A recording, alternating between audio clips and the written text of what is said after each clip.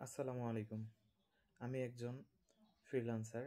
আমি মূলত ২০১৫ সাল থেকে আ এখন ২৫ সাল পর্যন্ত টানা ১০ বছর সফলভাবে ফ্রিল্যান্সিং মার্কেট প্লেসগুলোতে কাজ করছিলাম। এখনও কাজ করি। এখনও আমার প্ল্যাটফর্মগুলোতে প্রোফাইল আছে।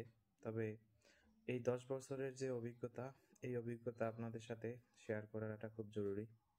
আমি মূলত ২০১০ সালে কম্পিউটার নেই এবং ১০ থেকে ১৫ এই ৫ বছর আমি নিজেই স্বেচ্ছায় কনটেন্ট এবং বিভিন্ন ব্লগ আর্টিকেল এগুলো রিসার্চ করে ওয়েব ডিজাইন অ্যান্ড ডেভেলপমেন্টের কাজ শিখি এবং ওয়েব ডিজাইন এবং ডেভেলপমেন্টের কাজের উপরে আমি ২০১৫ সাল ফার্স্ট যে প্রজেক্ট পাই এবং এই প্রজেক্ট কমপ্লিট করার পরে ১-২ মাস আবারও নতুন প্রজেক্ট আসে না। তারপরে আবার ১-২ মাস পরে ছোট বড় বিভিন্ন রকমের প্রজেক্ট আসছে। টোটালি ১৫ সালটাতে বিগিনিং ছিল। এরপর ১৬ সাল, ১৭, ১৮ খুব ভালো পজিশন ছিল। খুব ভালোভাবে ফ্রিল্যান্সিংয়ে কোনো বাধাবিঘ্নতা নাই। স্বাধীনভাবে কাজ করতেছিলাম এবং স্বাধীনভাবেই আ যখন যেভাবে ইচ্ছা হইছে, যে কাজ নেওয়ার ইচ্ছা হইছে নিছি, যেটা কাজ আসলে মনে হয়নি যে করব না, এটা ছেড়ে দিছি। এরকম করে অনেক প্রজেক্ট করছি।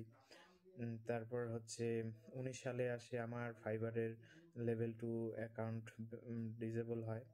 পরে ওই বছরেই আমার আবারও অ্যাকাউন্ট করি এবং ১৯ সাল থেকে আবারও নতুন অ্যাকাউন্ট দিয়ে নতুন যাত্রা চলে। এর মধ্যে ফ্রিল্যান্সার আর upwork.com এই ২ ওয়েবসাইটের পুরোনো প্রোফাইল দিয়েই কাজ করতাম।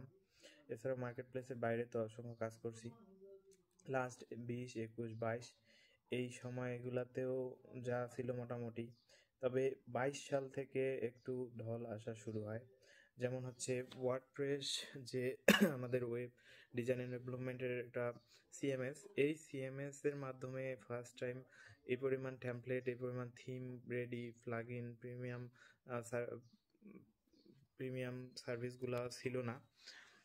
কিন্তু পরবর্তীতে যখন এগুলা অসংখ্য রিসোর্স অ্যাভেলেবল হয়ে যায় এবং ওয়ার্ডপ্রেসটা সম্পূর্ণ ফ্রি, ওপেন সোর্স, যার কারণে এটা পপুলারিটি হয় এবং এটার উপর বেস করে অনেক যে অটোমেটিক টুলস রেডি হয়ে যায়, যার কারণে ক্লায়েন্টরা আর মনে করে না যে ডেভেলপারের প্রয়োজন। সরাসরি যে নিজেরাই ওয়েবসাইট ওয়ার্ডপ্রেস দিয়ে ডিজাইন করে তারপর চাহিদা পূরণ করতে পারে।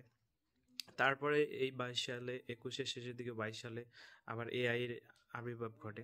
যখন এআই পূর্ণভাবে চলে আসে, তখন টুকটাক প্রোগ্রামিংয়ের ইস্যুগুলো যেগুলো আমরা ফিক্স করতাম ক্লায়েন্টদের, তো ওই প্রোগ্রামিংগুলোকেও এআই চ্যাটজিপিটির মাধ্যমে ক্লায়েন্ট নিজেরাই হ্যান্ডেল করতে পারতেছে। তো ২২ সাল থেকে ২৩-২৪ ফ্রিল্যান্সিং সেক্টরে, বিশেষ করে ওয়েব ডিজাইন অ্যান্ড ডেভেলপমেন্টে কাজের পরিমাণ খুব কমে আসে। বিশেষ করে যারা ইন্ডিভিজুয়াল ফ্রিল্যান্সার, তাদের কাজ একেবারেই কমে আসে।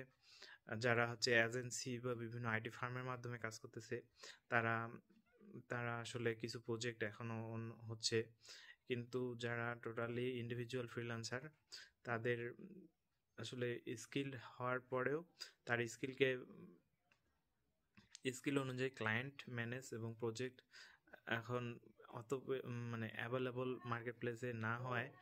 আর এদিকে বাংলাদেশ সরকারের কর্তৃক বিভিন্ন ট্রেনিং এবং বিভিন্ন প্রজেক্ট রান হওয়ায় অসংখ্য ক্যান্ডিডেটস অলরেডি এই ফ্রিল্যান্সিং মার্কেট প্লেসগুলোতে জয়েন করে নতুনভাবে আসার কারণে এরা প্রোফাইল করে সবাই ১-২টা প্রজেক্ট করে ক্লায়েন্টদের মন মানসিকতা বিঘ্ন ঘটায়। যার কারণ অল্প এক্সপিরিয়েন্স নিয়ে যখন ক্লায়েন্টদের মন মানসিকতা বিঘ্ন ঘটাইছে, তারপরে আর ক্লায়েন্টরা ইন্ডিভিজুয়াল ফ্রিল্যান্সারদেরকে ট্রাস্ট করতেছে না, যার কারণে যারা ওল্ড ইন্ডিভিজুয়াল ফ্রিল্যান্সার তাদেরও প্রবলেম।